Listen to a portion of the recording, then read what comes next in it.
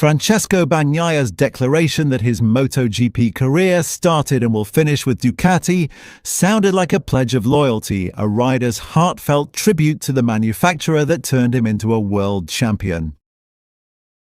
But beneath the surface of this seemingly romantic statement lies a turbulent reality inside the Bologna-based powerhouse. Ducati may be celebrating the height of its MotoGP dominance, yet cracks are beginning to show in the red wall that has defined modern MotoGP. The 2025 season has not been kind to Bagnaia. Once the undisputed face of the Borgo Panigale brand, the Italian has found himself struggling to tame the GP25 machine that, while devastatingly fast in the right hands, has proven unpredictable for him.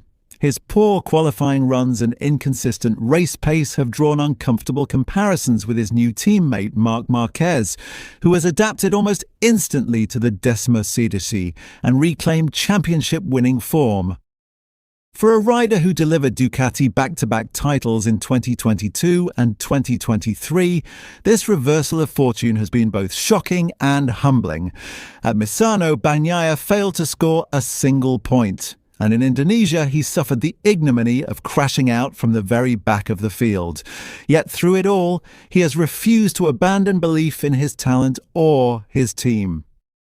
"I never doubt Ducati because I think my career was starting and finishing at Ducati," Bagnaia told. "It's too soon to speak about next year. If I will be okay with my bike, I can fight for it. If not, I will try to do what I always did, pushing and trying to set everything in a good way." Those words echo determination, but they also hint at an underlying frustration, the quiet admission that something fundamental isn't working between rider and machine. Insiders suggest that development direction within Ducati's engineering department has become a delicate political battlefield, with multiple voices pushing competing philosophies for the next evolution of the Decimo-16. Sources close to the team describe increasing tension between technical departments in Bologna, particularly over who holds the upper hand in development strategy, the engineers loyal to Bagnaia's smooth corner speed style, or those who have adapted the bike more toward the aggressive front-loaded approach favoured by Marquez. Gigi Dall'Igna, Ducati's general manager and the architect of their modern MotoGP success, recently described Bagnaia as the second most important rider in Ducati history, after Casey Stoner. Yet even that high praise may not be enough to protect him if performance continues to falter. Ducati, now a brand used to winning everything, is not a patient employer. Some in the paddock whisper that Bagnaia's long-term future, his contract runs until the end of 2026, could hinge on whether he reasserts himself as Ducati's true number one. If not, the power dynamic inside the garage may shift decisively toward Marquez, whose 5-race early championship victory in Japan confirmed the arrival of a new alpha in red. It's a fascinating irony. Bagnaia, the man who once replaced Valentino Rossi as Italy's MotoGP hero, now finds himself in Rossi's old position, fighting to keep relevance in the face of Marquez's unstoppable brilliance. And yet their relationship remains publicly respectful. "He is one of the best riders in the MotoGP era," Bagnaia said. "With Valentino, they are the two strongest riders in the world. You can only learn from a rider like him." It's a measured answer from a rider who knows how to play the long game. Still, every camera lens and every journalist in the paddock can sense the tension. When the garage door closes, the competition between the two sides of the red wall, Marquez's crew and Bagnaia's, is fierce and growing fiercer by the week. Bagnaia's challenge now is not only technical, but psychological. He must rediscover the synergy that once made him untouchable, a mix of calm precision and unshakable confidence. Ducati, for its part, must decide whether to continue building around its double world champion or fully embrace a new era shaped around Marquez's relentless style. What is clear is that the next 12 months will be crucial. If Bagnaia can find his footing again, he may yet reassert his dominance and remind Ducati why they once called him their cornerstone.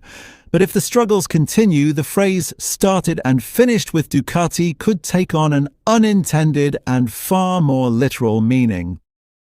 What we are witnessing with Francesco Bagnaia may not simply be a crisis of form, but a moment of transition in the broader Ducati project. Since 2021, the Italian has been the centerpiece of a perfectly tuned machine, a rider aligned with a team that understood him instinctively. But with Marquez's arrival and the influx of new technical philosophies, that unity appears to have fractured. Ducati, once a family defined by loyalty and continuity, now feels like a corporate empire grappling with its own success. There's also the question of leadership. For years, Bagnaia has been the calm, methodical counterpoint to Ducati's often chaotic racing DNA. His approach brought the manufacturer 2 world titles and restored its reputation for precision. Now, with Marquez's arrival, Ducati has 2 very different generals commanding the same army, one calculating, the other explosive. It's a combination that could either redefine MotoGP dominance or tear the project apart from within. Team insiders have hinted that Bagnaia has requested subtle changes in the GP25's electronic mapping and front-end geometry adjustments that would allow him to return to his natural cornering rhythm.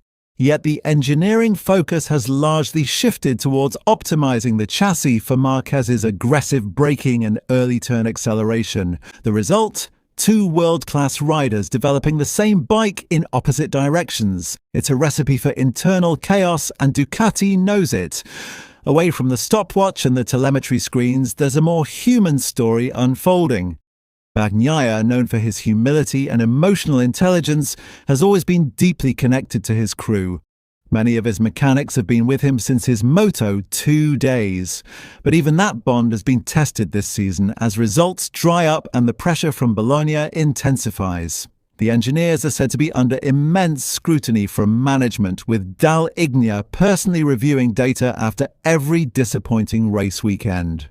It's telling that despite the mounting criticism, Bagnaia's tone in interviews remains respectful and composed. There are no outbursts, no veiled attacks. Instead, he channels his frustration into quiet determination, a stark contrast to Marquez's fiery, headline-grabbing energy.